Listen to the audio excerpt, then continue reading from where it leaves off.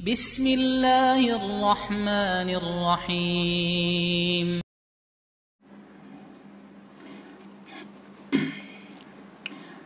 Bismillahirrahmanirrahim. Assalamualaikum warahmatullahi wabarakatuh.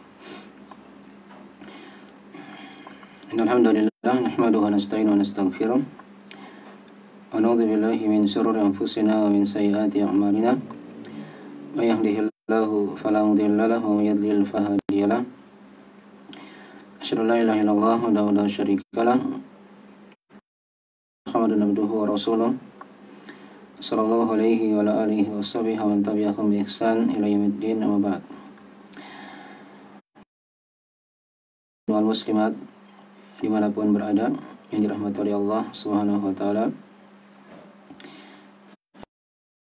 Lanjutkan dari pembahasan dari mengkaji ringkasan fikih yang kita ambil dari kitab Al-Mulakhas Al-Fiqhi yang ditulis oleh Syekh Shalih Al-Fauzan hafizahullah taala. Nah, sub pembahasan kita ambil dari buku beliau. Nah, kita sekarang berada di bab yang kedua. Kemarin sudah kita lewati bab yang pertama tentang masalah taharah dan hukum seputar masalah air-air. Ya, telah berlalu ya tentang masalah taharah, definisinya dan juga pembagiannya. Dan diterangkan di situ masalah air. Syekh bawakan dengan lafaz jamak karena air itu ada beberapa jenis. Ya. Dan jamak sedikitnya adalah 3.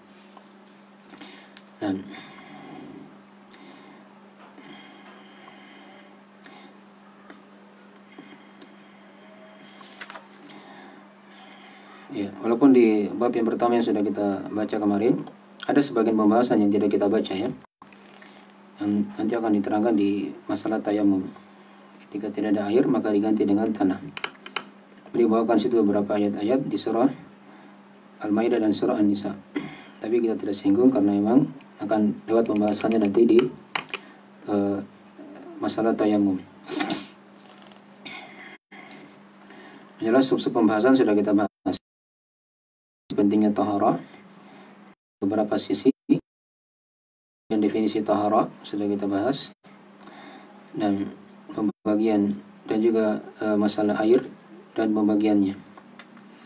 Dan di akhir dari pembahasan bab 1 ini Syekh terangkan di situ bahwasanya air itu terbagi menjadi 2.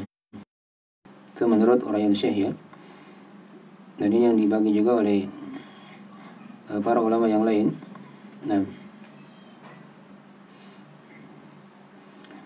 Yaitu air yang suci dan air yang najis. Walaupun dalam masalah ini sudah kita terangkan ya, ada 2 pendapat di kalangan ulama. Dan ada yang membagi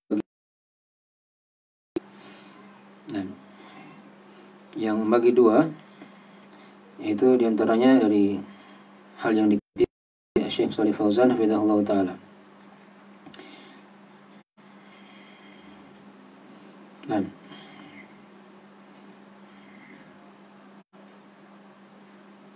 Dan ini juga yang dikuatkan oleh Ibnu Taimiyah rahimahullah ta'ala, oleh Syekh bin Baz serta Syekh bin Utsaimin rahimahullah ta'ala.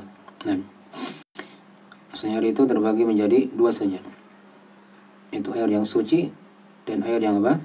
Yang najis. Tapi 2 pembagian ini pembagian menjadi 2 ini tidak berentangan ya dengan para ulama yang membagi menjadi 3. Ya, sama saja, hanya pembagian istilah saja yang berbeda. Ya. Kalau yang kita telah bagi kemarin kan ada yang membagi 3. Ya. Walaupun situ Syekh Shalih Fauzan terangkan ya, terbagi 2 itu air yang tahur, yasihu taharatu atau yasihu at-tatahhur bihi sawan kana baqiyan ala khalqihi sawan kana baqiyan ala khilqatihi au khalathu madatun tahirun atau madatun tahiratun lam yaglib alaihi walam taslubhu ismahu. Ya, beliau terangkan di situ pembagian yang pertama dari air itu adalah air yang suci dan dia bisa mensucikan dengannya. Nah, hanya beliau di situ terangkan menjadi dua macam ya air yang suci ini. Kata beliau sama saja apakah dia yang tetap di atas asal penciptaannya atau yang dia telah tercampur dengan apa? Dengan benda suci. Ya. Sepanjang benda suci tadi itu tidak mendominasi dari apa? Dari air itu. Nah, ini sama saja ya. Ini pembagian yang kedua sebenarnya. Jadi tidak ada pertentangan di sini ya. Jadi air yang bisa dipakai bersuci itu ya ada dua macam kesimpulannya. Satu, air yang suci yang dia berasal di atas asal penciptaannya. Ya, apakah sudah diterangkan ya air hujan. Nah, beliau sudah terangkan juga. Ya. Air sumur, ya. Air laut, air sungai, banyak. Nah. Ya. Mata-mata air, ya, sumur-sumur, lautan, sudah dibahas ya. Itu yang berada di asal penciptaannya. Atau yang kedua, ada air yang dia telah tercampur dengan benda suci yang lain. Nah, tapi benda suci itu tidak mendominasi dari apa? Air. Nah, tidak merubah dari air itu, tetap dia masih rasa air walaupun masuk benda suci itu. Dipahami ya? Ini yang sudah kita berikan contoh ya kemarin. Masuk sedikit saja tidak mempengaruhi. Maka ini tetap bisa dipakai apa? Bersuci. Nah, jadi dari mana air yang suci dan mensucikan? Baik. Nah, artinya kalau dia misalnya masuk benda suci dan merubah dari warna, bau dan rasa air tersebut, ya, maka air tersebut ya bisa dipakai bersuci atau tidak. Nah, ini ada silang pendapat di kalangan ulama. Tapi yang kuatnya dia tidak bisa dipakai apa? Bersuci. Kalau dia sudah mendominasi apa? Dari rasa, bau dan warnanya. Ya memang ada hadis ya dalam masalah ini. Ukurannya dikembalikan kepada bau, rasa atau warna itu. Tapi itu hadisnya adalah hadis yang lemah. Ada dalam hadis riwayat Ibnu Hibban atau Ibnu Majah. Dan selainnya, tapi dilemahkan oleh Abu Hatim. Dari hadis Abu Umamah Al-Bahili. Ya. Tapi para ulama telah sepakat di sini ya. Bahwasanya penentuan suci tidaknya itu air dilihat kepada tiga perkara tadi itu. Lihat kepada rasa, ya, lihat kepada bau, rasa atau warnanya. Paham ya? Bau, rasa atau warnanya. Baik. Itu yang jadi patokan. Dan dalil kita adalah ijma para ulama. Itu sudah cukup menjadi apa? Dalil dalam syariat. Nah, ketika tidak ada ayat atau hadis, maka kita ambil ijma para ulama. Itu merupakan dalil yang dipakai. Baik. Jadi di situ diukur. Apakah dia masuk benda suci? Ya. Dilihat airnya kan. Kalau dia tidak merubah air tersebut, maka dia bisa dipakai bersuci, bertahara, ya wudu atau mandi. Nah, tapi kalau dia masuk benda suci dan merubah air tersebut keadaannya, maka dia tidak bisa dipakai apa? Bertahara. Tapi ini pembagian ulama yang bagi tiga ya, kayak tadi itu. Nah, dan itu disinggung ya oleh para ulama. Ini dari pendapat kebanyakan ulama yang bagi tiga tadi itu. Ya, ada yang suci mensucikan, ada yang suci tapi tidak bisa mensucikan. Dan air yang ketiga adalah air yang najis. Nah, dipaham ya? Baik. Kemudian yang kedua tadi Syekh terangkan di situ. Air yang kedua adalah air najisun la yajuzu isti'maluhu wa la yazilu an-najasata. Nah, itu air yang kedua kata beliau adalah air yang najis yang dan ini tidak bisa dipakai. Nah, tidak boleh dipakai ya, karena dia tidak bisa mengangkat hadas dan juga tidak bisa menghilangkan apa? Najis. Nah, itu dari makna perkataan wa huwa ma taghayyara ahadu awsafihi bin najasah. Itu apa saja yang telah berubah satu dari sifat-sifatnya dengan najis.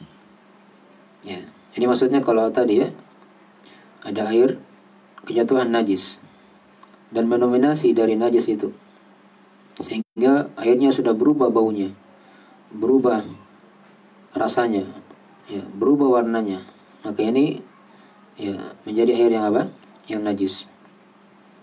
Kalau dia jatuh najis tapi tidak merubah bau, rasa atau warna, nah ini kembali kepada ya asal penciptaannya, atau asalnya dia adalah air yang suci. Nah, itu dirinci juga di situ ya. Ketika air yang kejatuhan najis, dilihat di situ apakah merubah atau tidak. Kalau dia mendominasi najisnya, maka dia dikatakan air yang apa? Najis, tidak bisa dipakai apa? Bersuci. Tapi kalau hanya sedikit sekali ya jatuh di bak yang besar misalnya, nah itu tidak merubah, kan begitu. Jelas ya? Maka dia bisa dipakai apa? Tetap bisa dipakai untuk bersuci. Baik. Ini jelas ya. Jadi kalau mau ingin dirinci, itu ada 3 pembagiannya. Dan itu dari pembagian kebanyakan para ulama. Nah, ya, dalilnya tentang masalah ini ada hadis dari Abu Hurairah ya, tentang masalah air laut itu. Ya. Ketika Nabi SAW bersabda, nah, ditanya tentang masalah air laut. Ya, beliau berkata, huwa tahuru ma'uhu al-khillu maitatuhu.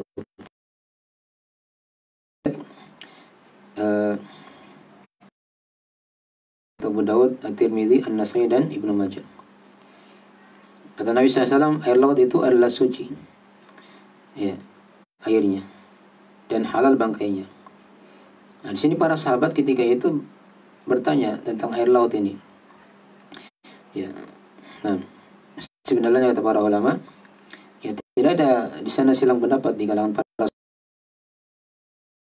Laut itu adalah air yang apa? Yang suci, bukan najis. Tidak ada keraguan. Ya, mereka bertanya apa? Apakah laut ini bisa dipakai untuk bersuci atau tidak? Itu yang jadi masalah. Ya, apakah boleh kita bersuci dengan menggunakan air laut atau tidak? Ya, menunjukkan di sisi mereka ada air yang bisa dipakai bersuci, ada air yang tidak bisa dipakai apa? Bersuci. Akan begitu. Menunjukkan di sisi mereka ada 2 macam air yang suci itu. Ada yang suci mensucikan, tapi ada juga yang suci tapi tidak bisa apa? Mensucikan. Ya, dia bukan najis. Dipahami ya? Maka Nabi terangkan di situ, laut itu adalah dan halal bangkainya. Ya, berarti dia bisa dipakai apa? Bersuci. Baik. Dan karena dia berada pada asal penciptaannya. Baik. Ini sebagai penjelasan yang kita telah bahas kemarin ya, tentang masalah itu. Nah, sekarang kita lihat di pembahasan berikutnya tentang masalah di bab terangkan oleh Syekh Shalih Fauzan di sini. Kata beliau, fi ahkamil aniyati wa thiyabil kuffar, yaitu tentang masalah hukum-hukum seputar bejana dan nah, ya.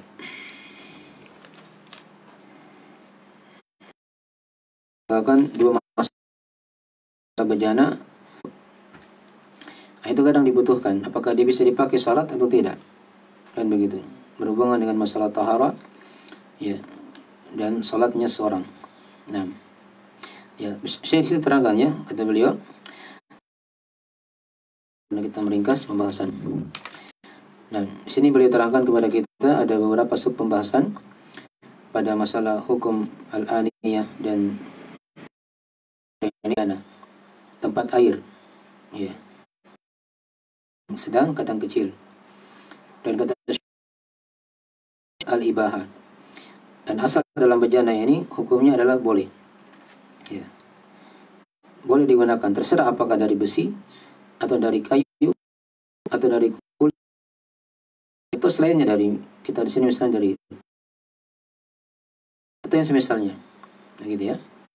Nah, itu asalnya dibolehkan untuk dipakai ya.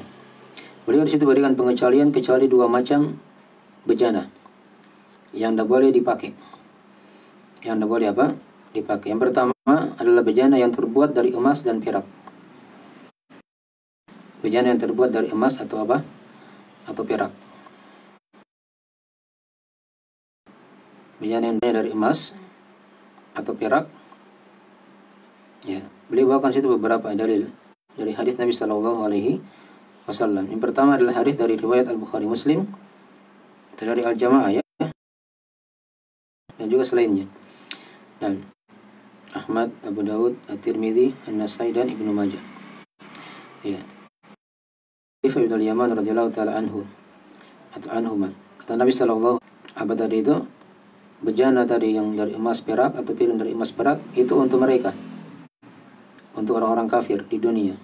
Wala nafil akhirah, dan untuk kita di akhirat. Ya, jadi untuk kaum muslimin diharamkan hal tersebut. Nah, emas perak atau piring dari emas perak ya. Itu dari hal yang diharamkan. Itu ataupun kita kaum muslimin itu tidak boleh memakai hal. Nabi langsung menegaskan dari larangannya di situ. Ya, la tashrabu fi aniyatiz zahabi wal fiddah.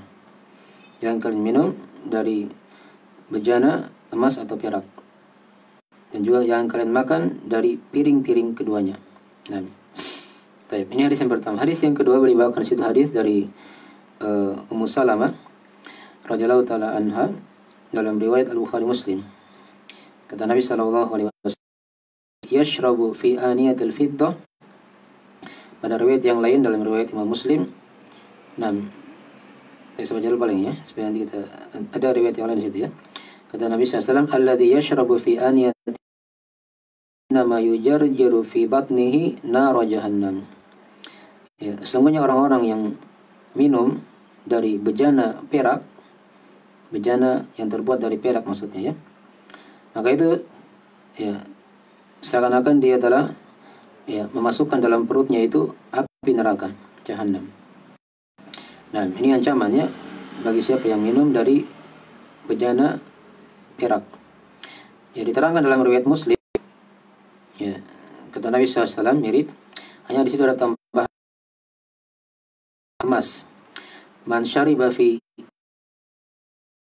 ina'in min dhahabin aw fiddatin fa inna ma yujarjiru fi batnihi nara jahannam atau naran min jahannam.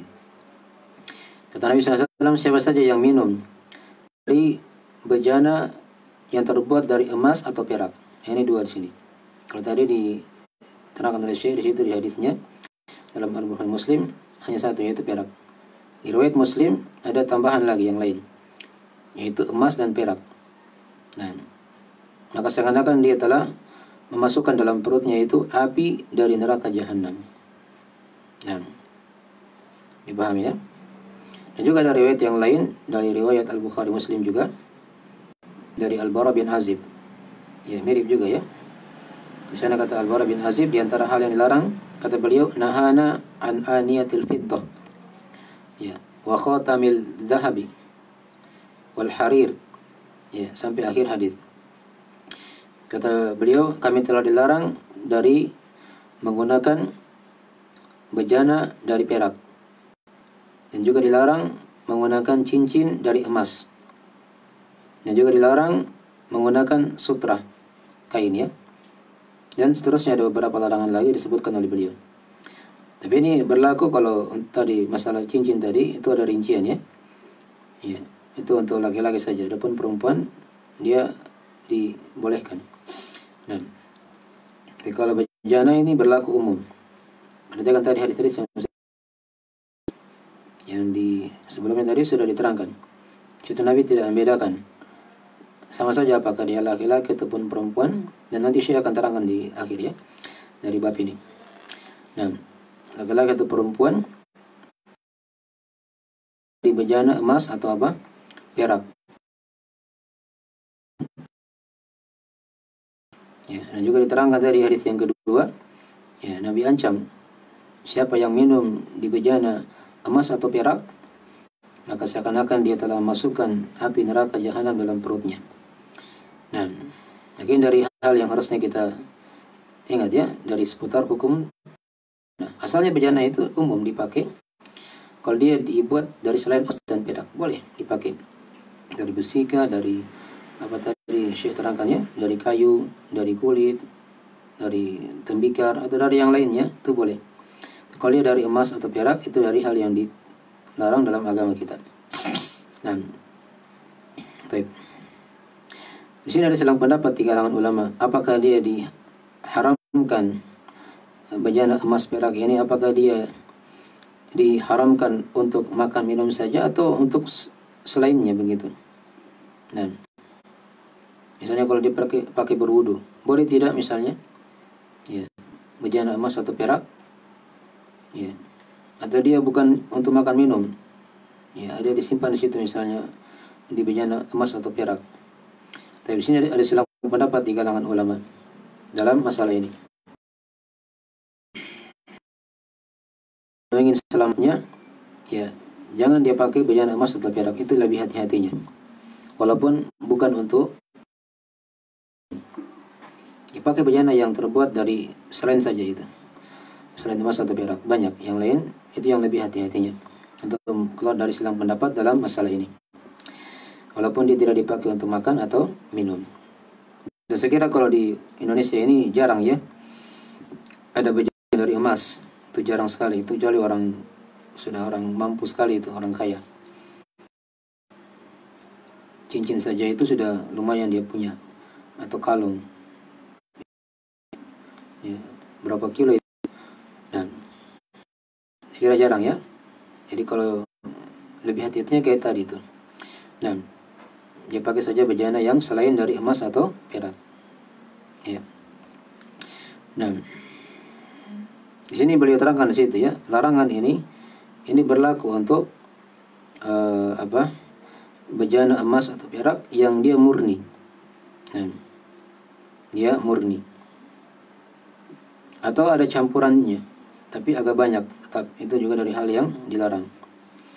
Ya, kecuali yang dibolehkan itu kalau misalnya dia bentuknya sedikit.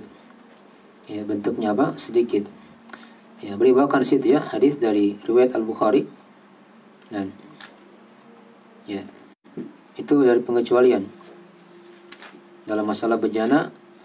Kalau dia sifatnya hanya tempelan saja, misalnya ada bejana yang bocor, ya, bejana dia bukan dari emas perak, tapi dari besi misalnya atau dari apa tadi, kayu, kulit atau tembikar, tapi dia tempel pakai apa? Pakai tempelan emas atau perak, sebatas tempelan saja itu. Apakah ini dibolehkan? Ya, itu dibolehkan ya. Nah, diterangkan dalam hadis riwayat Al-Bukhari di situ ya, dari anhu. Kata beliau, anna qad sallallahu alaihi wasallam inkasara fattakhadha makana sya'bi silsilatan min fiddah. Nah, maksudnya kata Anas bin Malik, beliau kan Anas bin Malik tinggal di rumah Nabi SAW ya, jadi beliau tahu persis dari bejana Nabi SAW. Nah, kata beliau, ya beliau tinggal masih kecil ya, disuruh sama ibunya. Nah, untuk tinggal bersama Nabi SAW, melihat bagaimana dari ibadah Nabi, dan di situ diterangkan banyak faedah dari tinggalnya Anas bin Malik di rumah Nabi SAW. Atau terutama ini, apa diantaranya ini? Nah, beliau perhatikan dari bejana Nabi SAW. Kata beliau, sungguhnya bejana Nabi SAW itu pernah pecah. Ya, maka beliau mengambil tambahan dari potongan dari perak ketika itu untuk menempel dari hal yang pecah itu. Nah, mungkin tidak ada masalah kalau dia hanya sifatnya hanya tambahan, kemudian dia sedikit saja ya. Tapi ingat, dia dari perak saja ya, bukan dari emas. Kalau dari emas tidak boleh Karena Nabi sini hanya menggunakan apa? Potongan kecil dari perak. Ya. Itu pun karena ada keperluan, itu kan? Karena menambal yang apa? Yang bocor. Nah, itu boleh saja dia pakai dari perak. Jadi sini ada 4 syaratnya ya diterangkan. Ya, boleh dia pakai perak, ya, tapi dengan syarat dia hanya sifatnya apa? Tambalan saja. Ya. Nah, tambalan. Antum pernah lihat kan kalau ban yang bocor kan? Ada namanya tambal ban. Itu kan yang ditambal sedikit saja pada bocornya itu. Nah, boleh dia pakai perak di situ. Dari sifatnya apa? Tambalan. Ya, dia gunakan perak bukan emas. Ya. Yang ketiga tadi, nah, dia kecil, bukan hal yang besar ya. Nah, kemudian yang keempat, ya, dia ada keperluan di situ. Ya, karena untuk menambal, bukan hanya untuk hiasan, nggak boleh ya. Jadi ini boleh yang digunakan di situ ya, kalau dia pakai perak. Sifatnya tambalan, ya sedikit, dan karena ada keperluan. Karena ada apa? Keperluan. Baik. Kemudian beliau bawakan situ dari hal yang disepakati oleh para ulama, dinukil dari Imam An-Nawawi rahimahullah taala. Nah, dalam Al-Majmu'. Baik. Kata beliau rahimahullah, in aqada ala tahrim al-akli wasyurbi fiha wa jami'u anwa'il istimali fi ma'na al-akli wasyurbi bil ijma'. Kata beliau telah terjadi ijma' kesepakatan para ulama atas pengharaman makan dan minum pada tadi itu, pada piring yang terbuat dari emas atau perak, dan seluruh penggunaan yang semana dengan makan dan minum. Ini kata beliau ya, itu telah sepakat para ulama ya dalam masalah itu, diharamkan untuk apa? Makan, minum, atau apa yang semana ketika dia gunakan apa? Bejana dari emas atau perak. Baik.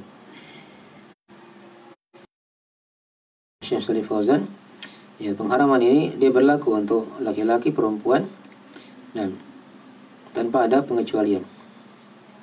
Nah, hanya di situ diberikan ya, khusus untuk perempuan boleh dia gunakan perhiasan atau apa? Perak. Karena dia situ ada hadis yang lain ya yang memberikan pengecualian kalau dia sifatnya hiasan. Anting-antingnya misalnya kan, atau kalungnya atau gelangnya itu boleh dari emas. Tapi yang pakai hanya perempuan saja, tidak boleh laki-laki. Nah, baik. Ini untuk bejana secara umum tadi ya. Jadi asalnya di sini sudah diterangkan tadi. Bejana itu asalnya boleh dipakai. Ya, terserah apakah terbuat dari mana. Yang tidak boleh hanya kalau dari emas atau apa? Perak. Ya, boleh gunakan perak, tapi dengan syarat tadi. Dia hanya sifatnya apa?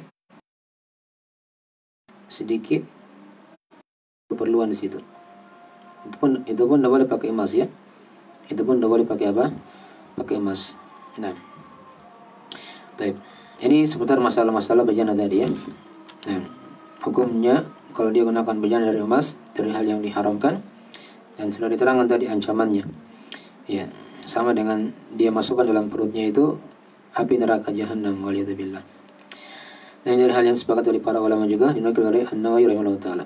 Nah, adapun masalah bejana orang kafir, boleh terangkan di situ sebagian masalah yang bercabang dari masalah ini.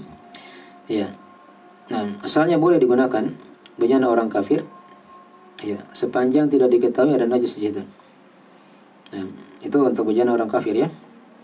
Asalnya boleh digunakan sepanjang tidak diketahui ada najis. Ya. Nah, kalau ditahu dia ada najis, misalnya dia pernah simpan apanya begitu dari daging babi atau anjing, nah maka tidak boleh dipakai bejananya. Kalau ditahu ya, kalau tidak ditahu maka asalnya apa? Dibolehkan untuk dipakai. Nah, dalilnya diterangkan ya dalam ada beberapa hadis. Di antaranya ada hadis dari Ali dari Imran ibn Husain ya. Riwayat Al-Bukhari Muslim. Kata beliau, anna Nabi sallallahu alaihi wasallam wa ashabahu tawadau min mazadati imra'atin musyrikah. Maksudnya Nabi SAW dan para sahabat pernah berwudu dari bejana perempuan yang musyrik ketika itu. Nah, ini para sahabat ya pernah berwudu di situ. Dan juga Nabi SAW pernah berwudu dan para sahabatnya berwudu dari sebuah bejana yang dimiliki oleh perempuan ya musyrik. Nah, itu tidak ada masalah sepanjang tidak ditahu ada tidak najis, ada tidaknya najis dalam masalah itu. Nah, kalau ditahu maka tidak boleh ya. Nah, ini tentang masalah bejana orang kafir diberikan situ ya tanbih. Hal yang kedua, jadi kita sudah selesai sekarang masalah bejana ya. Nah, kemudian masalah berikutnya masih seputar masalah bejana tadi, masalah bejana maksudnya kita selesai tadi masalah bejana dari emas. Ya. Berikutnya di situ beliau singgung masalah yang kedua tentang masalah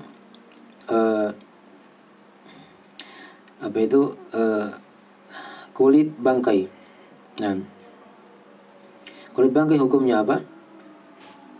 Kalau misalnya ada bejana dari terbuat dari kulit, tapi dia kulitnya bukan dari kulit hewan yang dipotong secara syariat, yang disembelih secara syariat tidak, tapi dari bangkai misalnya, ya, maka itu hukumnya diharamkan dipakai. Nah, dipahami ya? Ya. Adapun kalau dia sudah disamak, maka itu dalam pendapat di kalangan ulama, tapi yang benar dia adalah boleh dipakai menurut pendapat kebanyakan ulama. Apa itu disamak? Ya, disamak itu maksudnya kulit bangkai tadi itu dikeringkan, ya, dikasihkan kapur, gitu ya, baru dijemur. Nah, itu dari cara-cara samak kulit bangkai. Kalau sudah seperti itu boleh digunakan. Ya, karena ada hadis dalam masalah itu ya yang membolehkan tentang masalah ini. Syekh Syekh bawakan ada beberapa hadis. Ya, yang pertama ada dari hadis ya yutahhiruhul ma'u wal qarad, tentang masalah kulit bangkai tadi itu ya. Nah, Nabi SAW di situ bersabda ya dari hadis riwayat dari Maimunah. Nah, kulit bangkai bisa dipakai sepanjang air telah mensucikannya dan samak tadi itu. Jadi dia direndam pakai air kapur lalu dikeringkan. Itu bentuk dari menyamak kulit bangkai. Jadi boleh dipakai kulitnya. Misalnya lihat ada bangkai, dia mati bukan karena disembelih secara syariat. Nah, ini bisa dipakai kulitnya sepanjang dia disamak dulu, baru digunakan. Terserah untuk apa, mau untuk bejana kah, mau untuk pakaian kah, atau yang lainnya. Dipahami ya? Nah, kemudian hadis yang kedua beliau bawakan di situ ya ada hadis dari riwayat Al-Jamaah dari Ibnu Abbas radhiyallahu taala anhu atau anhuma. Ya. Kata Nabi SAW, dibagul adimi tahuruhu, yaitu disamaknya kulit bangkai itulah yang mensucikannya. Ya. Jadi kalau sudah disamak maka boleh dipakai. Ini tentang masalah kulit bangkai. Tapi ini masih berkaitan dengan masalah bejana tadi ya. Kalau bejananya terbuat dari kulit bangkai, itu tidak boleh dipakai. Maksudnya ya. Ini dari pembahasan Syekh dalam masalah ini. Tadi kan yang diterangkan ya, di awal kan kulit bangkai bejana itu asalnya apa? Boleh dipakai. Terserah dari besi kah, dari kulit kah, yang kulit biasa ya, atau dari kayu kah, Nah, diperkecualikan kata beliau ada dua. Yang pertama bejana dari emas perak, satu. Yang sudah diterangkan tadi. Yang kedua bejana yang terbuat dari apa? Kulit bangkai. Jadi kalau dia masih bentuknya kulit yang belum disamak atau kulit bangkai yang belum disamak, maka itu diharamkan dipakai, tidak boleh. Tapi kalau dia kulit bangkai yang sudah disamak, tadi sudah diterangkan bagaimana cara samak itu ya, direndamkan kapur, ya kemudian dijemur. Nah, maka itu boleh dipakai, boleh dipakai. Ya tadi sudah kita terangkan ya, ada dua hadis. Beliau bawakan juga dua hadis itu, dipahami ya. Nah, ini tentang masalah bejana yang terbuat dari kulit bangkai. Di situ ada rincian. Kalau kita simpulkan ya, kalau kulit bangkainya belum disamak, maka haram dipakai. Itu bejana. Tapi kulit bangkainya sudah disamak, maka tidak ada masalah dipakai, boleh. Karena samaknya tadi itu sudah mensucikan dari kulit bangkai tersebut. Ingat ya, yang dibahas ini kulit bangkainya saja, bukan daging bangkai tadi itu, enggak. Kita tidak bahas daging bangkai ya. Kalau daging kan jelas haram. Ya, mau disamak atau tidak sama saja semuanya, apa hukumnya haram. Yang dibahas tadi ini kulit bejana yang terbuat dari apa? Dari kulit bangkai. Itu ada rincian di situ. Kalau dia sudah disamak, boleh dipakai. Kalau dia belum disamak, maka itu yang diterangkan oleh Syekh. Itu dia diharamkan untuk digunakan. Tapi terakhir di sini masalah pakaian orang kafir. Boleh terangkan sedikit lagi.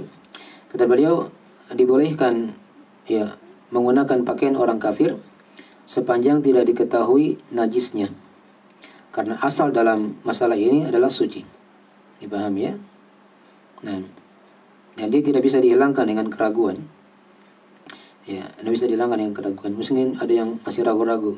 Mungkin ada ininya, ada itunya. Itu kan ragu-ragu. Kalau dia tidak terlihat, maka asalnya hukumnya pakaiannya apa? Ya, suci. Boleh dipakai. Boleh untuk dipakai.